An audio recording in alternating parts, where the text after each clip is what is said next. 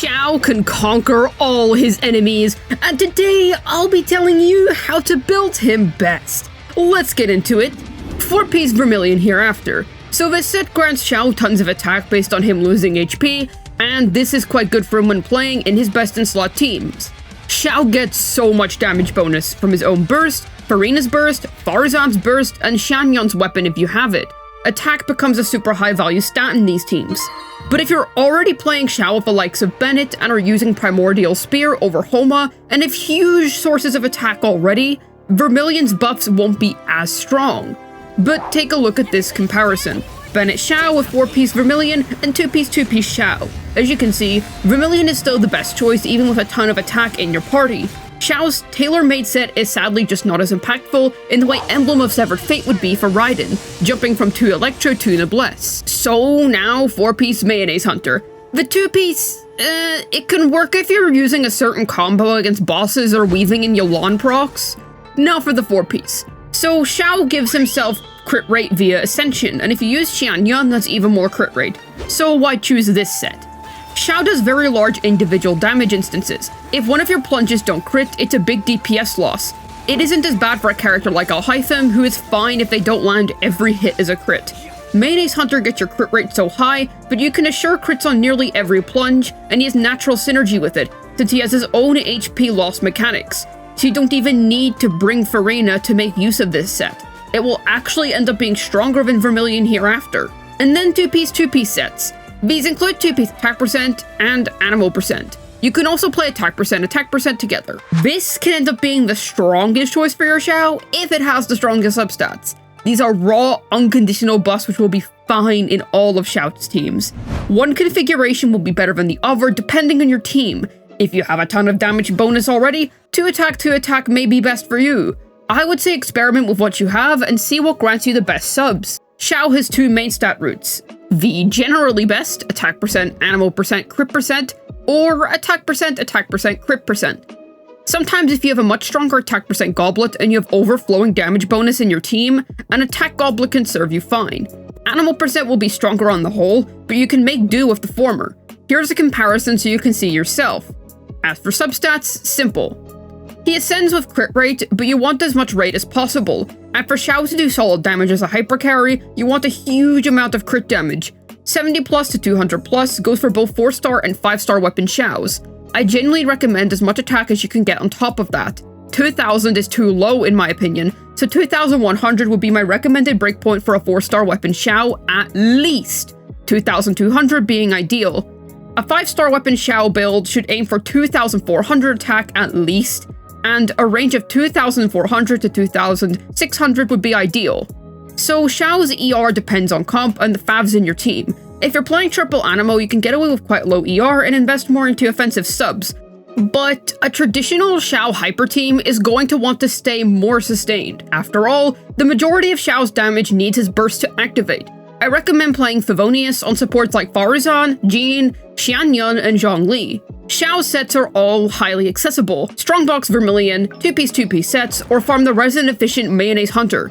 Pick what has the best substats and what synergizes best with your team of choice. Great, we've covered the Lamenter's artifacts. Let's look at his weapons. So, the age-old question. Who would win in a fight?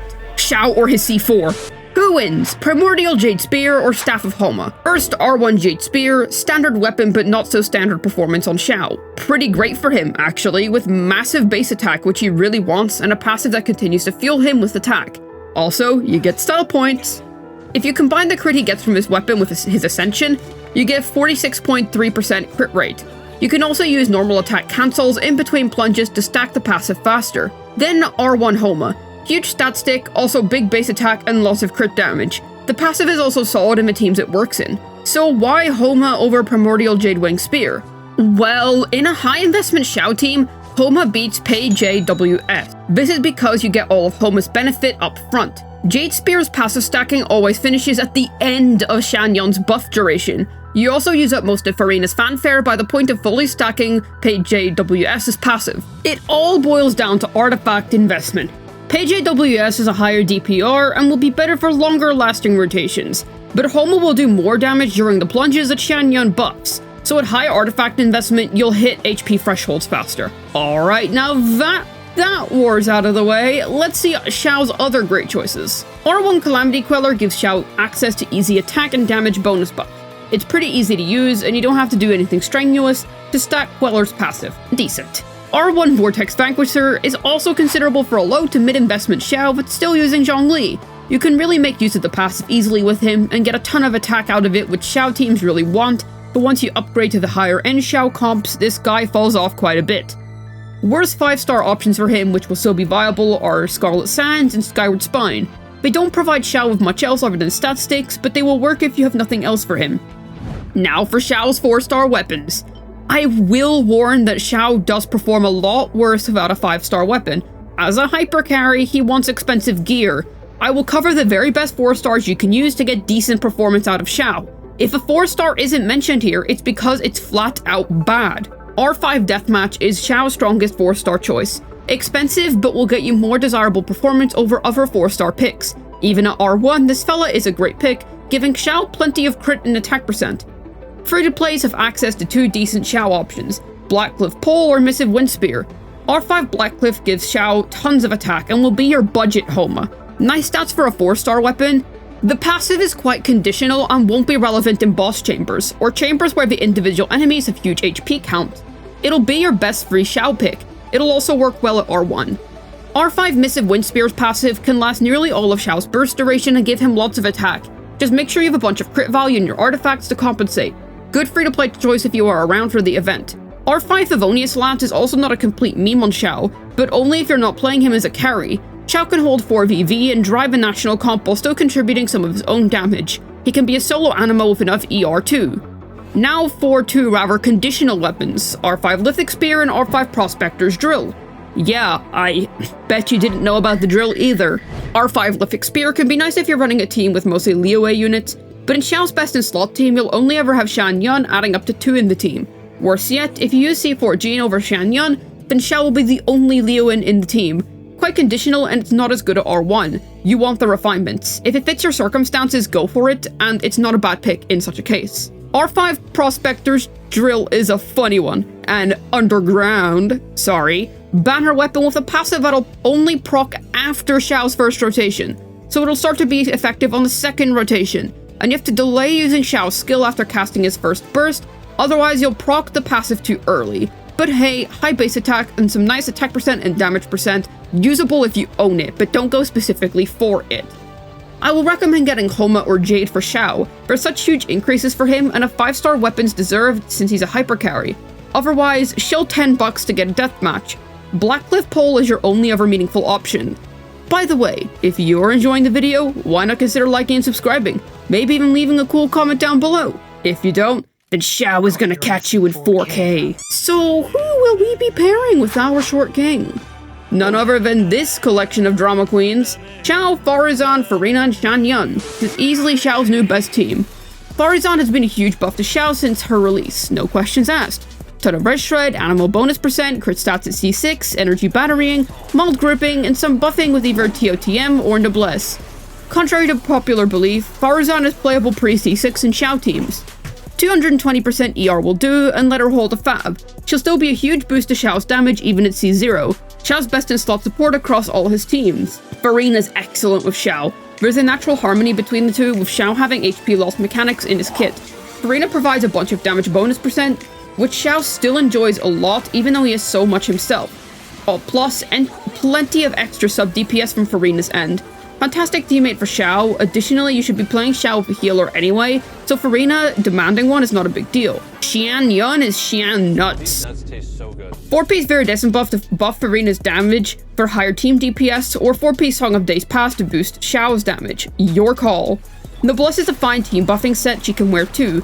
A1 gives Xiao plunging crit, and A4 gives Xiao plunging buffs based on her attack. Not to mention her wonderful healing, which synergizes especially well with Furina's fanfare, thanks to it never being a front-loaded blast. Nova Qian's plunges, not collision. Plunge damage is what Xiao deals when he lands on the ground. Collision is any hit you do on enemies while still in the air. Let's talk about alternatives for this team. Yelan can work over Furina. You would have to weave in normals between each plunge so you can get some of Yelan's sub DPS in. You'll also get some damage bonus percent through Yoland's ramping A4. Jean can work over Xianyun quite easily, but won't be able to use 4P Song of Days Past. She becomes an extremely competent Xiao buffer at C4 as well. Bennett can also be stuck in place of Farina or Jean for a pretty powerful outcome, though healing the full team with Farina on board might get a little annoying. Triple Animal in general is an extremely strong setup for Xiao. Feel free to replace Farina with the likes of Bennett or Zhongli as well, the team will still work fine. Next up we have the traditional tried and true Xiao hypercarry teams.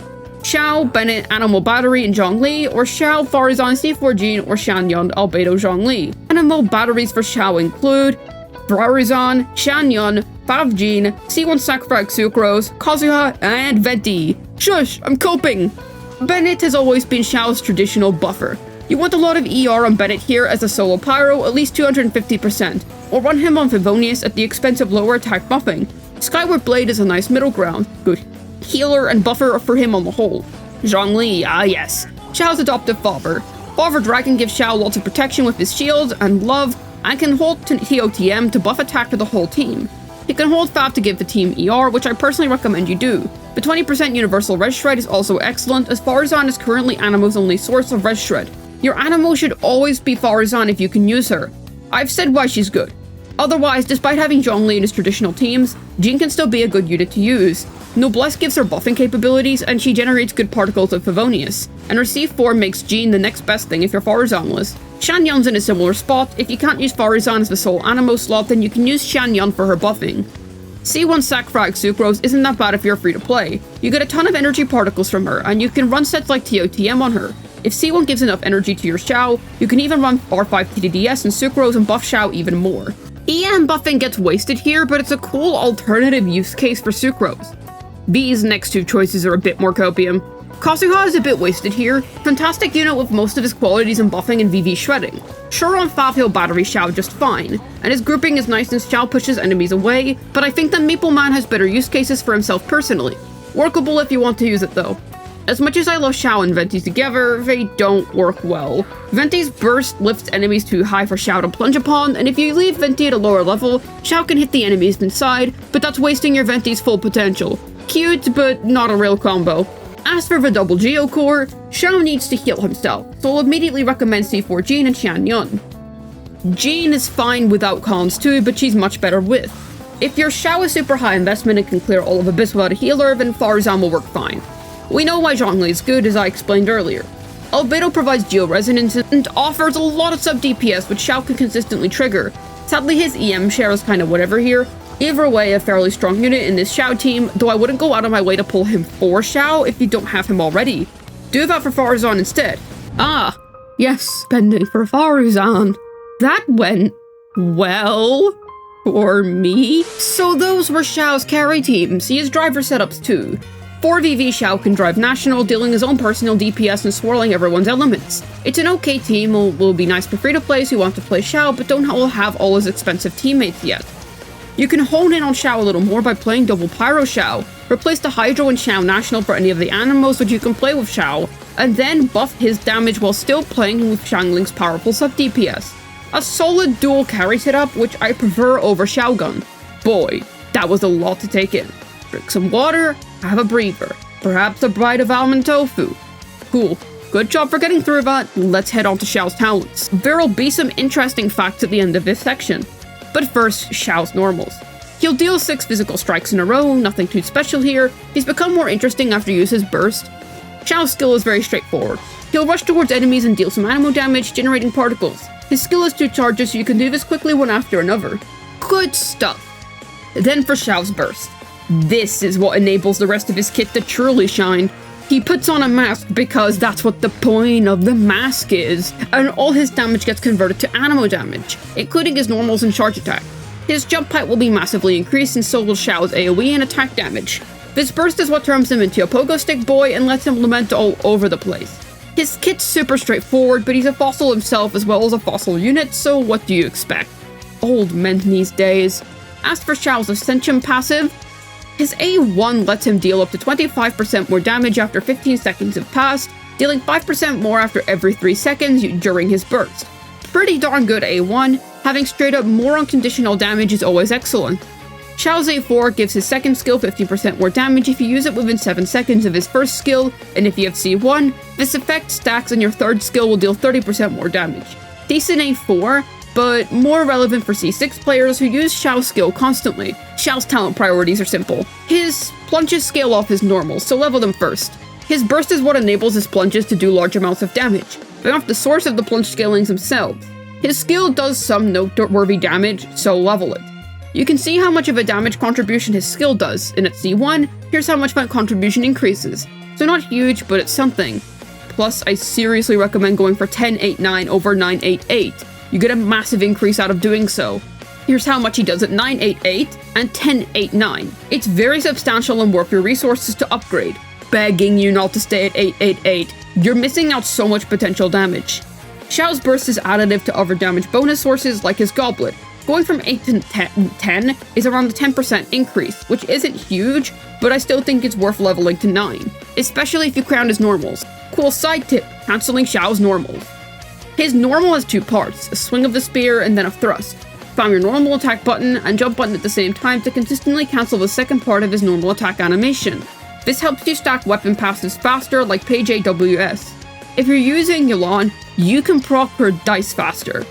Alright, cool. Those are the ins and outs of Xiao's gameplay. What if you want to take him to the next level? Let's have a look at Xiao's cons. So, having his C1 allows you to lower Xiao's ER requirements and put more into his offensive stats. You'll primarily use it for funneling energy at the beginning of a chamber, since if you EEEQ, you can't catch all the animal particles. An alright con. An essentially useless con. After C1, you shouldn't be having many ER problems. Don't get this on its own, I beg of you. Increases his skill level by +3. It's fine and will make his skill more substantial. I think this would be better positioned as a C5 considering his C6, but even so, take the upgrade if you get it. The best constellation in Genshin Impact. I will literally find you and make you play hyper carry Yao Yao if you don't pull for this con. Literally better than my C6 R1 Farina entirely. Single most powerful con in existence. I will find you if you don't pull for it. Increases his burst level by +3. Good stuff. Useful enough damage increase, but as I said earlier, this should have been a C3. This changes Xiao's talent priority to go skill, NA's burst. His skill becomes a much more large part of his kit, and his playstyle changes entirely. It's okay for a C6, and you can get very fast clear times of it, but you have to go through a slew of bad constellations to get to this one, so keep that in mind. Good C6, but not the strongest C6. Xiao's cons are kind of a mess. I'd go out on a limb and say don't pull for copies of him if you aren't getting a C6 Xiao. Get him a 5-star weapon, C6 Farzan, and if you want to get Collins in his team, pull for C3 Farina and C2 Xianyun. There'll be far more substantial increases to him than his own cons are. Well, I love Xiao and I have for a very long time. It's been amazing seeing his journey of going from 0 to hero power-wise, and my own personal journey of seeing him do like 2 damage on deathmatch to being a 200k beast. He's an extremely strong hyper carry if you have all the tools. He's part of the reason why I like Venti so much, and he's a truly goated character on the whole. Lore, power level, voice lines, everything. Wholeheartedly recommend if you're willing to commit to how expensive he is. High investment for super high returns. Hopefully this guide was able to get your Xiao conquering his enemies to no end. Well then, this has been Juice, signing out. And I wish you all a day where you can admire a fat, marketable plushie dancing among the sea of flowers, the sound of that wonderful flute.